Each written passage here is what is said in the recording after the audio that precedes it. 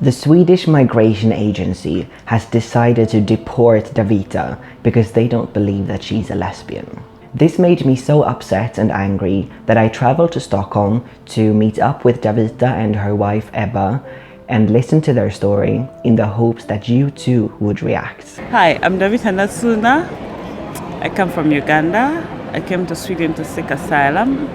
Currently, I'm married to Ebba Westin, my wife, and I'm in the process of getting married like my own, much as Sweden wants to deport me because they say I'm not a lesbian. And my name is Ebba Westin.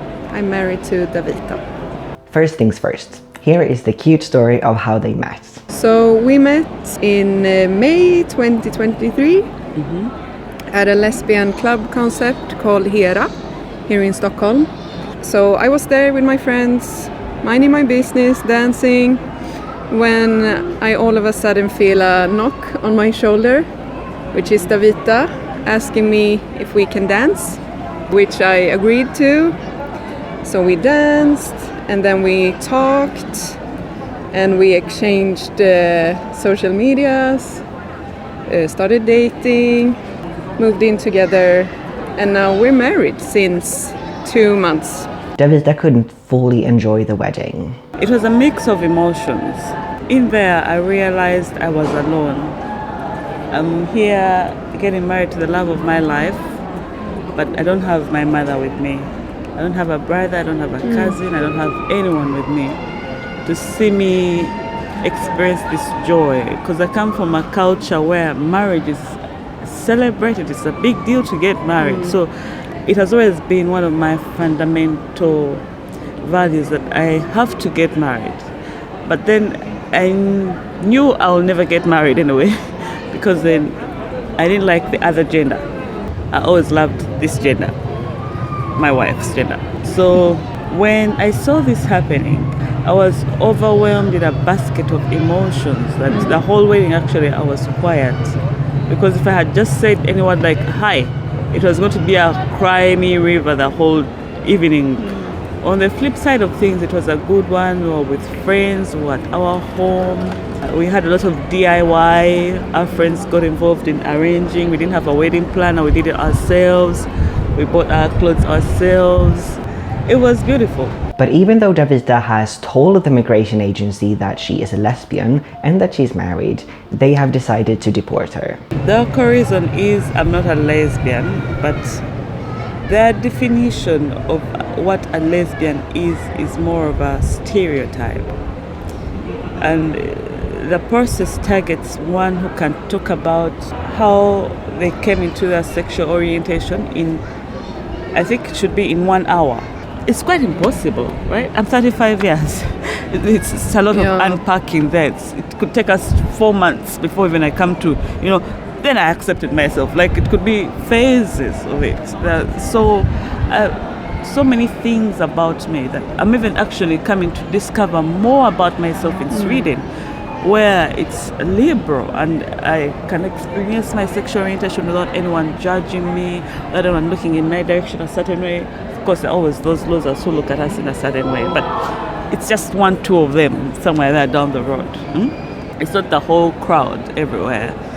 And to be able to go to lesbian clubs, I had never experienced lesbian clubs before. I'm married, I'm talking about children.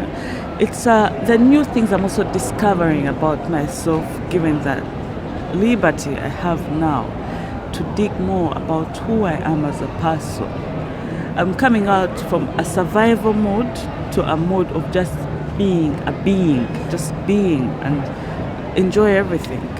So, you see, I'm now digressing. The question was different, but I've now gone far. It's okay. It's okay. But it should show you an example that one cannot talk about their sexual orientation in 1 hour. In a detailed and very reflective way, because I have been with you in court, I have read your protocols and your decisions, and I see nothing wrong with what you have said. But Migrationsverket believe that you have failed in detail and explicitly describe your thoughts and feelings about your sexual orientation, and they expect you to talk about how you felt when you were like 15, which is, I mean, I don't know if I would be able to sit and talk in such detail about my teenage years. So, I mean, it feels like mission impossible. And even though you sit there and you express yourself in the best way you can, they still just reject you. And I mean, Davita is not the only one. We have so many friends that has gotten the same decision and the same reason for declining. They have had the feeling that they haven't been able to affect the decision at all, like the decision was already made before the process began. I was in court with my wife, and it's later that I realized that a decision was already made even before I was in court anyway. Because you come to think about the questions that migration asked me in court were nothing to do with my sexual orientation. No. How many children were you born? I told the number. Did you all go to boarding school? How much was school fees, tuition fees in boarding school? So that means it was created to fail me. It was not created to support me, to enable me, to accept me, to hear me, to listen to me, to listen to what I have to say.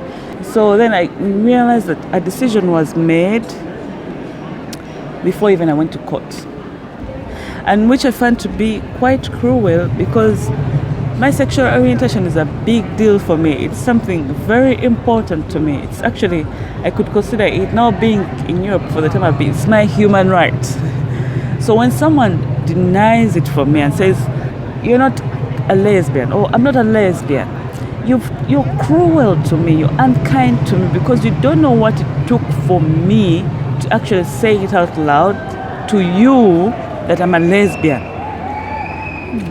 You don't know how deep that goes in me as a person. You don't know what things have come for me to be able to sit here and tell you I'm a lesbian. And I said, no, you're not a lesbian. Then who am I? Sweden is supposed to be a liberal country for LGBTQ persons, but from our experience and from our friends' experience, seems to be if you're white or Swedish born, then it's liberal. If you're an asylum seeker, if you're black, it's not safe here. A report from last year shows that 96% of all LGBTQIA+ asylum seekers in Sweden get rejected. There is a widespread racism in the asylum process, and this is something that DaVita has felt firsthand. In migration, you see it, you feel it. Because the way migration treated me, not just in the interviews, but even where I stayed in Västerås, it was not something you can talk about. I remember when I got my first negative decision, they came to our apartment. Men, they didn't even knock at the door, they just bumped in, started looking around the room, screaming, "Where are you? Pack your stuff, you have to go now, you're not lesbians." And you stayed at a women-only apartment, LGBTQ apartment. And men came in. I was in bed, I had slept half naked because I was feeling hot. And they found me there lying half naked. Not knocking, not nothing. They went to other rooms, they checked in the fridge. Who is going to hide in the fridge? And they had done that to all the apartments, investors and shopping. That was abuse. No. But where do we report it to? Who do we tell that were abused like this? They were targeting some, clearly, if it's not racism, I don't know what this was. Black lesbian women's apartments. Immigration has the resource to hire women to deal with women. But what do? They send men to women's apartments. Men who walk on us when we are coming out of the bathroom in a towel. Men who don't knock, who find us half naked. Men who scream and bang doors. To create in us fear. We already have fear. We know who we are. We've run away from because of fear. We wanted to be crucified in the countries we've come from. We've come here to find refuge, to seek safety, to feel safe in our skins for who we are. But even that, in the process of doing it, you abuse us.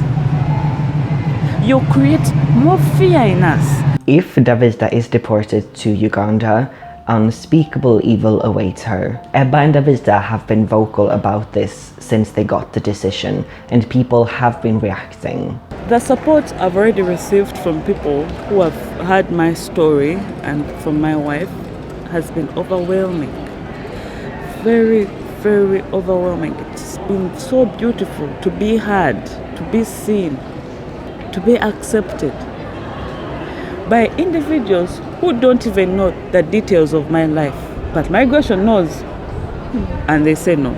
But these individuals reacted quick and fast. They've signed the appeal, which we need more signatures on the appeal. If every morning someone can send it to a new person to sign, was she good? But I don't know what more we can do.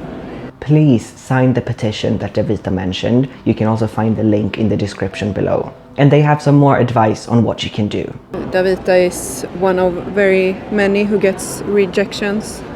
So I mean, to just spread awareness about this, talk about it with your friends, families, colleagues, spread information about this on social media, talk about it so it can be seen and heard. Because nobody cares. It feels like nobody cares about asylum seekers, LGBTQ plus persons in Sweden. We need to raise awareness about this. Nobody cares. I've seen so many hashtag this country, hashtag the other country, hashtag the other country. But we are here. No one has said hashtag black homosexuals exist. And we deserve a shot at life.